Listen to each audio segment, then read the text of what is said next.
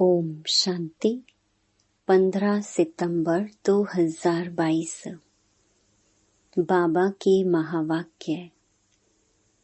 मीठे बच्चे, इस दुख के घाट पर बैठ शांति धाम और सुख धाम को याद करो। इस दुख धाम को भूल जाओ, यहाँ बुद्धि भटकनी नहीं चाहिए। प्रश्न, तुम्हारे पुरुषार्थ का आधार क्या है? उत्तर, निश्चय। तुम्हें निश्चय है बाप नई दुनिया की सौगात लाए हैं, इस पुरानी दुनिया का विनाश होना ही है। इस निश्चय से तुम पुरुषार्थ करते हो। अगर निश्चय नहीं है तो सुधरेंगे नहीं।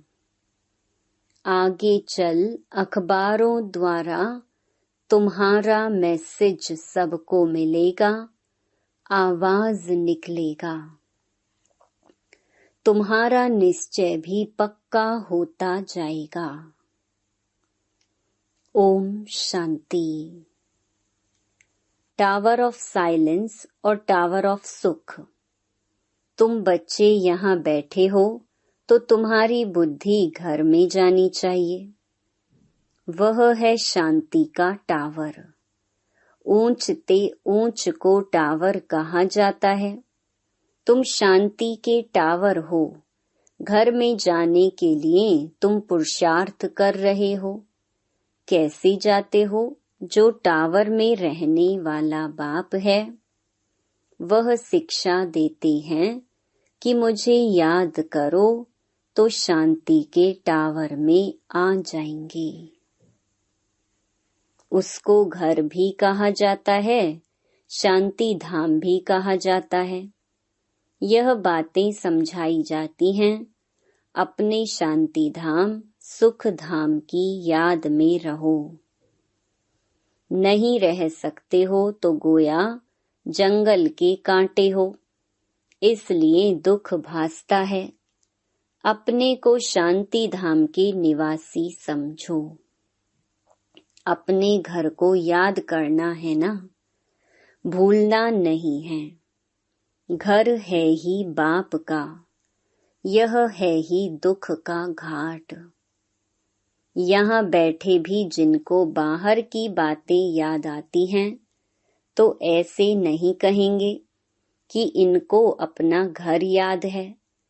इसलिए बाप रोज शिक्षा देते हैं, घड़ी घड़ी शांति धाम सुख धाम को याद करो। गीता में भी बाप के महावाक्य हैं कि मुझे याद करो।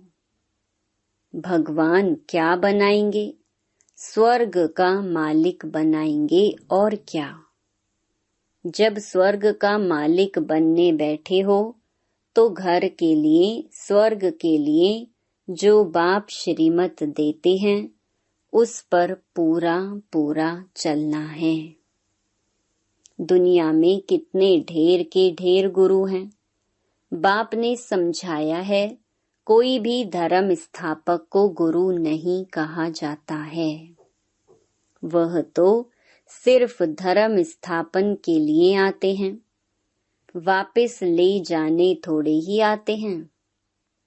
गुरु अर्थात जो वापस निर्वाण धाम वानप्रस्थ में ले जाए।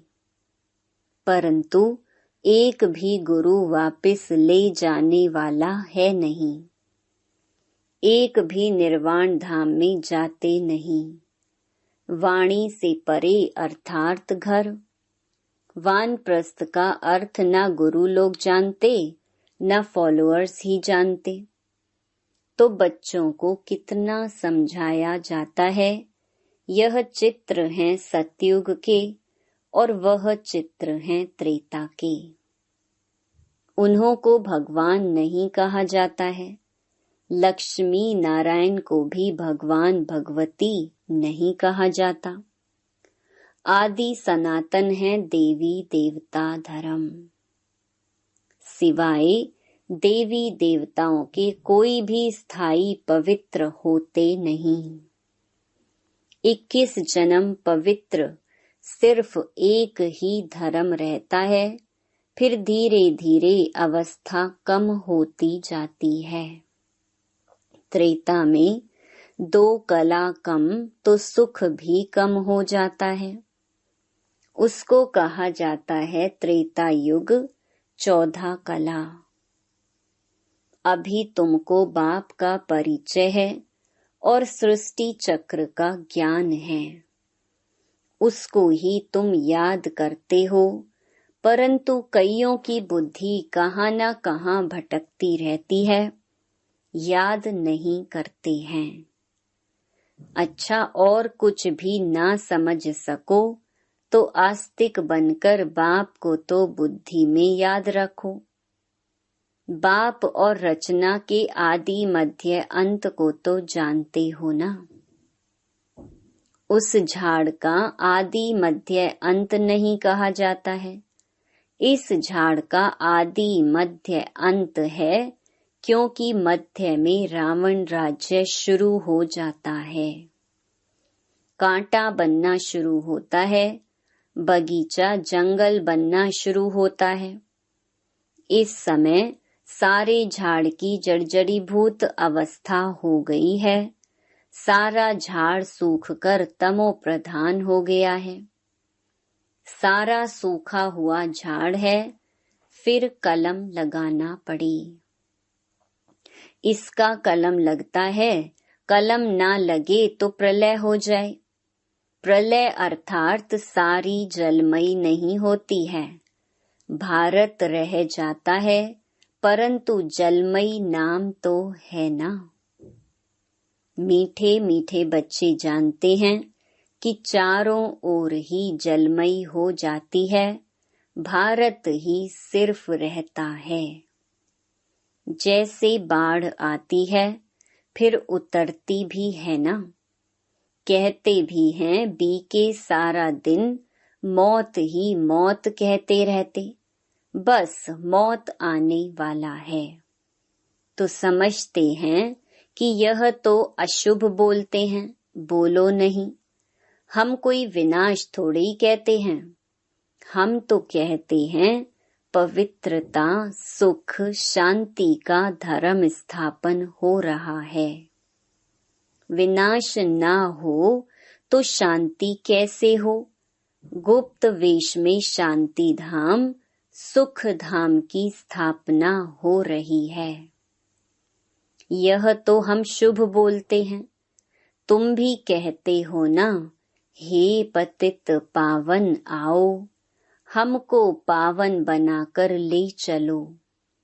तुम खुद कहते हो ना कि हमको ले चलो। हम भी शुभ बोलते हैं, तुम भी शुभ बोलते हो। तुम कहते हो हमको पावन बनाकर इस दुख धाम की दुनिया से ले चलो शांति धाम में। यह तो शुभ बोलते हो ना। कहते हो आओ माना पतितों का विनाश करो, पावन की स्थापना करो। मांगते हो ना कि आकर विश्व में शांति स्थापन करो। शांति तो सतयुग में ही होती है, सो तो गुप्त वेश में विश्व में शांति स्थापन हो रही है। जब तक अर्थ नहीं समझाओ तब तक समझ ना सके। सिवाय बाप के मौत तो कोई दे ना सके। बाप को कालों का काल कहा जाता है, सबको मौत देते हैं। कितने ढेर के ढेर को मौत देते हैं। सतयुग में कितने थोड़े मनुष्य हैं, बाकी सबको मौत मिल जाता है। बुलाते ही हो कि पावन दुनिया में ले चलो, तो पावन दुनिया जरूर नई ही होगी, यह थोड़ी होगी। पुरानी दुनिया का भी अर्थ नहीं समझते। पावन दुनिया में बहुत थोड़े मनुष्य रहते हैं, शांति रहती है। यह बातें समझने और समझाने में कितना सहज है, परंतु बुद्धि में बैठता ही नहीं, क्योंकि समय ही नहीं है बुद्धि में बैठने का। कहा भी जाता है ना, कुंभकर्ण की नींद में सब सोए पड़े हैं, यह नहीं जागेंगे। यह ड्रामा बड़ा विचित्र है। तो यह सारा चक्र बुद्धि में फिरना चाहिए। बाप आकर सारा ज्ञान देते हैं, उनको कहते ही हैं नॉलेजफुल, ज्ञान का सागर। ज्ञान का सागर एक बाप ही है। तुम जानते हो पानी के सागर कितने हैं? जितने नाम हैं उतने सागर हैं। वह सागर एक ही है। यह तो अलग अलग पार्टीशन कर नाम रख दिए हैं। बाहर सागर तो एक ही है ना। वास्को डी गामा भी सारा चक्कर लगाए, फिर वहां ही आकर खड़ा हो गया। तो सागर एक ही है, बीच बीच में टुकड़ा टुकड़ा कर अलग अलग बना दिया है। धरनी भी सारी एक ही है, परंतु टुकड़ा टुकड़ा हुई पड़ी है। तुम्हारा राज्य होता है तो धरनी भी एक ही होती है, राज्य भी एक होता है, नो टुकड़ा टुकड़ा। बाप आकर राज्य देते हैं, सारे सागर पर, सारी धरनी पर, सारे आसमान पर तुम्हारा राज्य होता है। मुक्ति में तो सब जाएंगे, बाकी जीवन मुक्ति में जाना कोई मासी का घर थोड़ी है। मुक्ति में जाना तो कॉमन है। सब वापस लौटेंगे, जहां से आए हैं फिर वहां जाएंगे जरूर। बाकी नई दुनिया में सब थोड़े ही आएंगे, तुम्हारा ही राज्य है। कोई कोई तो इतना देरी से आते हैं, जो पुरानी दुनिया शुरू होने से थोड़ा ही पहले यानी 200-400 वर्ष पहले आते हैं। वह क्या हुआ? जो अच्छी रीति नहीं पढ़ेंगे तो त्रेता में भी पिछाड़ी का थोड़ा समय रहेंगे। 16 कला तो कभी बन ना सके, 14 कला के भी पिछाड़ी में आएंगे। उनको सामने दुख की दुनिया देखने में आएगी, कांटों की दुनिया के नजदीक आ जाएंगे। वहां कोई यह मालूम नहीं पड़ता है, सारी नॉलेज अभी है जो बुद्धि में धारण करनी होती है। इस समय मनुष्यों के पास पैसे देखो कितने होंगे, कितने महल बनते रहते हैं, कितनी ऊंची ऊंची माड़ियां मंजिलें बनाते रहते। समझते हैं सतयुग से भी भारत अभी ऊंच है, अभी ही 18-20 मंजिल बनाते रहते हैं, तो अंत में कितनी मंजिल वाले बनाएंगे। सतयुग त्रेता में तो यह माड़ियां फ्लोर मंजिल होती नहीं, द्वापर में भी नहीं होती। यह तो कलयुग में जब आकर बहुत मनुष्य हो जाते हैं तो 2 मंजिल 10 मंजिल बढ़ाते जाते हैं। क्योंकि मनुष्य बढ़ते जाते हैं तो वह जाए कहाँ, धंधा धोरी बहुत है, तो बड़े बड़े मकान भी बनाते रहते हैं शोभा के लिए। जंगल से मंगल होता जाता है, कितने अच्छे अच्छे मकान बनते रहते, जमीन लेते रहते हैं ना। बॉम्बे पहले क्या थी, 80-90 वर्ष में देखो क्या हो गई है। पहले तो कितने थोड़े मनुष्य थे, अभी तो देखो कितने मनुष्य हो गए हैं। समुद्र को सुखाया है, अभी भी देखो समुद्र को कितना सुखाया है। पानी जैसे कमती होता जाता है, मनुष्य वृद्धि को पाते जाते तो पानी कहाँ से आएगा। पानी कम होता जाता, समुद्र हटता जाता। धरती छोड़ता है तो मकान बना देते हैं, फिर पानी चढ़ जाएगा तो कराची व बॉम्बे का बहुत सा हिस्सा पानी में चला जाएगा। तुम जानते हो, और सब खंड खत्म हो जाएंगे, आफतें आने वाली हैं। इसलिए बाप कहते हैं जल्दी जल्दी तैयार होते रहो। जैसे शमशान में जब आग जलकर खत्म होती है तब लौटते हैं, बाप भी विनाश के लिए आए हैं तो आधे पर थोड़े ही जाएंगे। आग लगकर जब पूरी होगी तब चले जाएंगे। फिर बैठकर क्या करेंगे?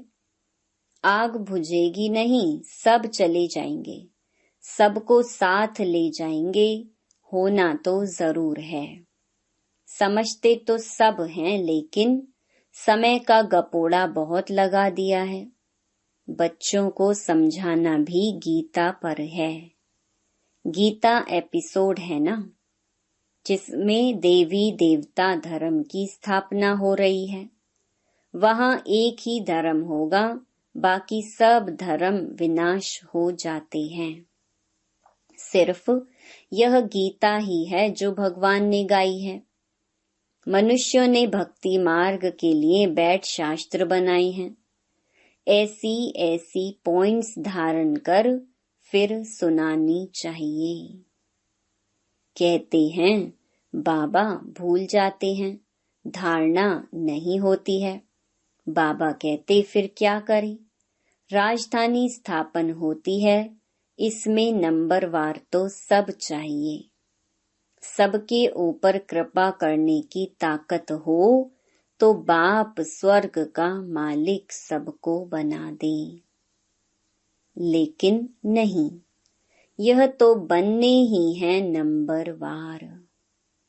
यह कोई भी समझ सकते हैं कि भगवान आया हुआ है, भगवान जरूर स्वर्ग की सौगात ले आएंगे।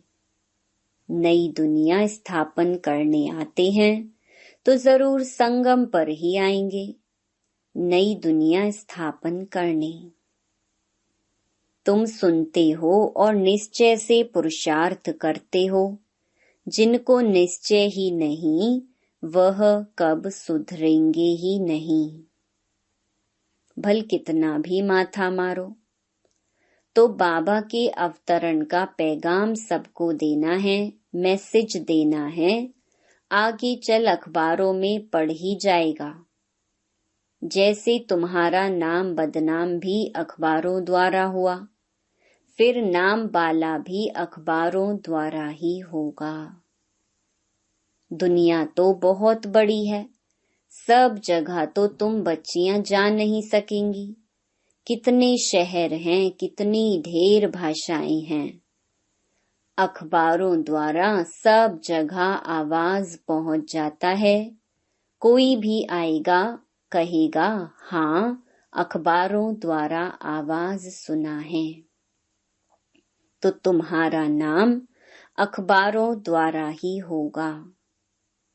ऐसा नहीं समझो कि सब तरफ तुमको जाना पड़ेगा, फिर तो पता नहीं कितना समय लग जाए। अखबारों द्वारा ही एक्यूरेट सुनेंगे। तुम कहते भी हो कि बाप को याद करो तो पाप कट जाएंगे। अखबारों में तो पढ़ना ही है। अब तुम्हारा नाम वाला होगा तो फिर बढ़ता जाएगा। जैसे कल्प पहले पता पड़ा होगा, वैसे ही समय पर पड़ेगा, सबको मैसेज मिलेगा। युक्तियां चल रही हैं, बहुत अखबार वाले डालेंगे, किसको बुद्धि में बैठा और डाल देंगे। सब धर्म वालों को मालूम पड़ जाएगा, तब तो कहेंगे अहो प्रभु तेरी लीला। पिछाड़ी में बाप की याद सबको आएगी, परंतु कुछ भी कर नहीं सकेंगे। यह खेल है ना, खेल को जान जाएंगे। 84 चक्र का खेल सब अखबारों में पढ़ जाएगा। जहां भी जाओ अखबार जरूर निकलते हैं। अखबार द्वारा सबको आवाज तो पहुंचता है ना। तुम्हारी बातें तो सबसे ऊंच है ना। विनाश का समय भी तो जरूर आना ही है, ड्रामा प्लान अनुसार। जैसे कल्प पहले मालूम पड़ा होगा, अभी भी पड़ेगा। धीरे धीरे स्थापना होती है ना। संगम युग याद पड़े तो स्वर्ग भी याद पड़े। स्वर्ग को याद करो और मन मना भव। बाप को भी याद करो तो बेड़ा पार हो। जब तक विनाश ना हो शांति कहाँ से आए। विनाश का नाम ही कड़ा है। मनुष्य सुनकर बहुत डरते हैं। यह तो राइट बात है ना। पतित दुनिया में अनेक दुख हैं, पावन दुनिया में अनेक सुख हैं। बाप देखो सौगात कैसी लाते हैं।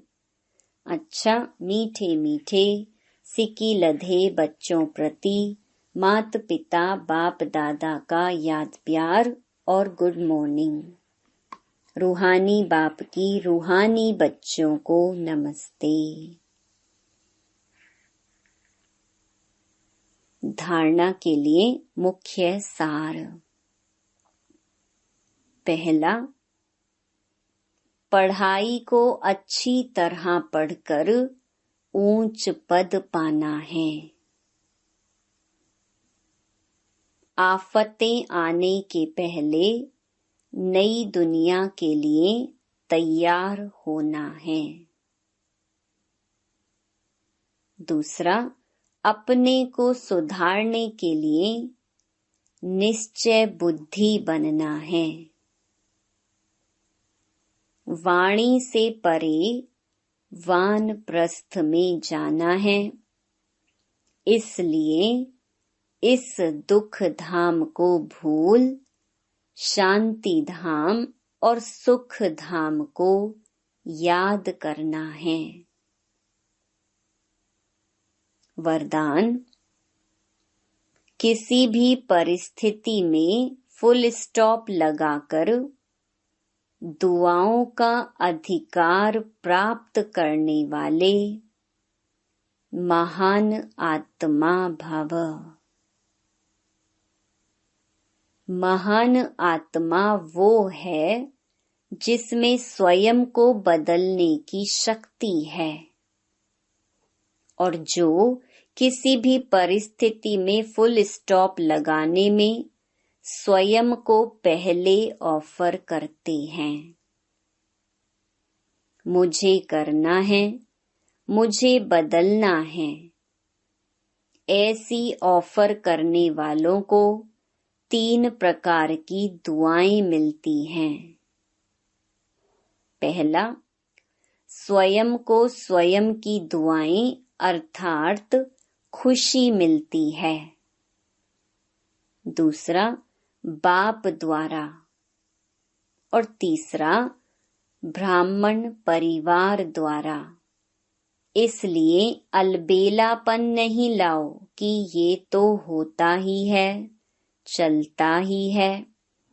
फुल स्टॉप लगाकर अलबेलेपन को परिवर्तन कर अलर्ट बन जाओ।